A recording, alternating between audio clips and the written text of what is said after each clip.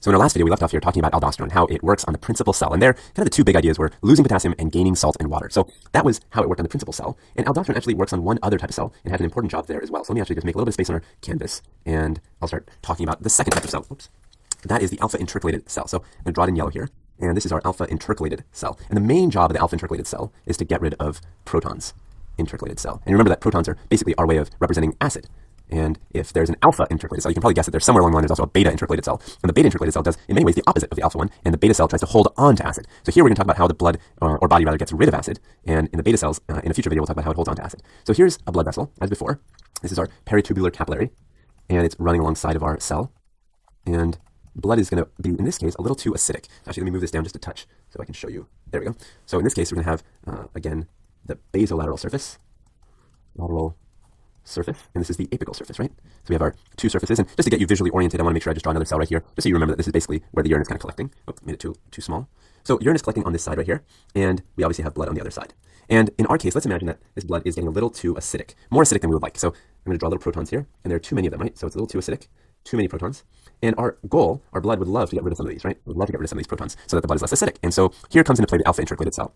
Now, all cells are making carbon dioxide and water. And I say making because we're breaking down sugar, right? And sugar at the very core is, or at the very end of the process, is going to be turned into carbon dioxide and water. So all cells are making carbon dioxide and water. And when these molecules within the cell meet up, there's an enzyme here in the alpha intercalated cell called carbonic anhydrase. And what this does is it helps the carbon dioxide and water form into protons and bicarb.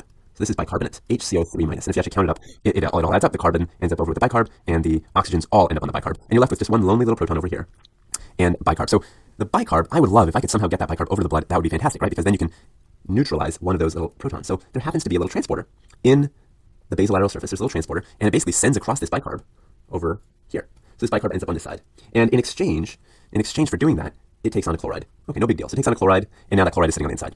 We'll come back to the chloride in just a second. That bicarbonate, because this is where kind of the magic is happening, that bicarbonate is going to bind to that proton, and they will do the reverse. They're actually going to go back to water and carbon dioxide, right? So they're actually going to go back to water and carbon dioxide. And what have I really accomplished here? Well, I'm no longer left with any bicarb in the blood. That's fine. But here's the cool thing. I've actually gotten rid of a proton, right? Because I have water there and I have carbon dioxide there. And this will get, at some point I can breathe that out. And water is water, so that's great. And so I've basically accomplished something really cool. I've gotten rid of a proton, and I've gotten some water, and I've gotten carbon dioxide, which I can breathe out through the lungs at some point when the blood gets over there. So this is actually fantastic for the blood because I've been able to get rid of some of that acid, which is the whole goal. Now, if you think about it, I've been left with a couple things. I've got that chloride, which I said I'll get back to. So let's deal with that right now. Happens to be a little channel for chloride, so chloride can just make its way over in the blood. Well, that's very convenient, right? So you can keep doing this process, and that keeps it nice and tidy. But you're still stuck with a proton. I still got this proton. I got to figure out what to do with this proton. So this proton is going to build up, right? If I keep doing this process, let's say I keep driving this process, I'm going to get lots and lots of little protons, right? I mean, I can see how the bicarb is going to help overall, eventually cancel all these protons out. But I'm going to keep building up protons over here, right? So for every proton I get rid of in the blood, I build up a proton in my cell. So at the end of the day, I got to figure out how to get rid of these protons from the cell. Okay, so here's where aldosterone comes into play. We have these really nifty little transporters, and they do cost energy, so they're not free of charge. They're going to take energy. Let me draw that in right now so I don't forget. They're going to take energy, ATP, to get this transporter to work. But what they'll do is they'll basically send a little proton over into the urine, and you can just urinate that out. So your urine will be a little bit more acidic, sure, but that's actually quite helpful because I'd rather have urine that's acidic than just flush the toilet, get rid of it, rather than having blood that's acidic, because that's a problem. So that's one thing that, or one transporter that will get the proton across. And actually, this transporter is going to be driven. It's actually going to be working almost like overdrive when aldosterone is around. So now finally we've gotten to what aldosterone does in these cells. It makes that transporter work really, really well. So you can get rid of protons. And if you can get rid of protons, then this whole process is going to work really nicely. Now, there's actually another transporter that gets rid of protons, and I'll draw that right here. And this one is actually not going to take energy. You're thinking, well, how do you get rid of protons and not even take energy? Well, I'm going to first draw the proton kind of going across. And it took energy the first time around, but here we're actually going to use something different. We're going to use a gradient. So you remember these cells, actually, let me draw it here. These cells have a lot of potassium, right? But not too much salt, not too much salt. In fact, all the salt is sitting in the blood, right? So I'll draw the salt sitting over here. A lot of salt sitting over here in the blood, because that's the main ion for the blood. Now, there isn't much salt over there in the cell, and so you can actually allow salt in. You'll say, all right, we'll take a salt molecule in, and because salt wants to get in so badly, it actually will drive this transporter and will allow proton to slip out into the urine. So you're basically, instead of using energy, you're using a gradient. And this second transporter is also going to be revved up by aldosterone. So aldosterone is really working on these two transporters and is going to help you get rid of protons. Now, there actually happens to be a couple of other transporters that are important. I'm just going to draw them in here. So there's another one, and this one also takes energy. And let me draw in the energy so we don't forget that, because that's always important. This one takes energy. And this one is going to, again, allow protons out, because that is the whole point of all this, is to try to get protons out of these cells so that we can keep using them, so that alpha intercalated cell doesn't become just a bag of acid. And instead of sodium coming back with it, this time you're actually going to use potassium. Potassium can come back. But now immediately you can say, well, there's a problem here. Potassium wouldn't want to be in the cell. I mean, there's a lot of potassium already there. And that is why this one takes energy. So you can already see why this transport takes energy, whereas the one with sodium does not. Because potassium doesn't want to be in the cell. It's actually forced to be in the cell.